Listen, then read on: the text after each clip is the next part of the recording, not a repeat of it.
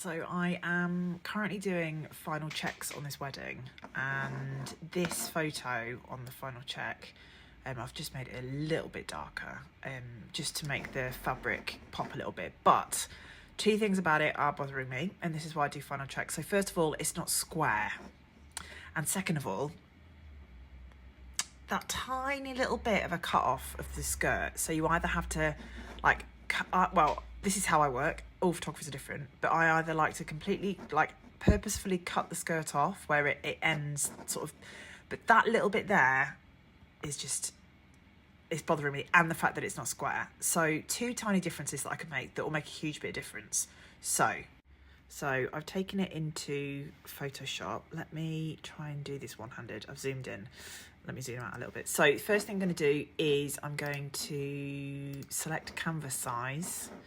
I'm going to position the photo at the top, and I'm going to add some length to the bottom.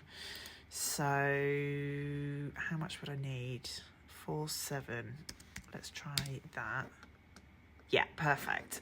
Then I'm going to select this little bit of canvas, and I'm going to let AI do all the work for me. Okay, so AI's done a pretty stunning job there, but this, you can see the portion where it's been added, and it doesn't match up in the stone, but I can correct that with Lightroom. So what I'm going to do then is you can also slightly see the bridesmaid's underskirt here as well. So I'm just going to correct that quickly. Okay, so length added to the bottom of the canvas, and bridesmaid's underskirt, visibility is gone. So you can see the difference between the two here. So that basically, that extra space now means that what I can do is, first of all, I can correct, now it's square, okay, which is great.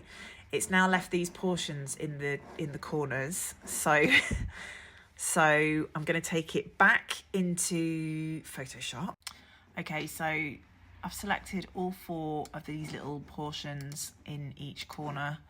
I could have done that. I could have straightened it in Photoshop and then done this in Photoshop, but I just didn't even think that it would do that. So it's totally fine. A little bit of toing and froing between friends.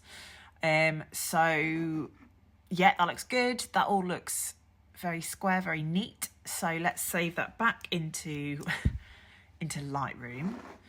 Nip back into Lightroom. It's now going to appear, and then what I'll do is, there we go, is select a linear gradient, select the bottom where there you go, look, so this is where it shows you how much is highlighted.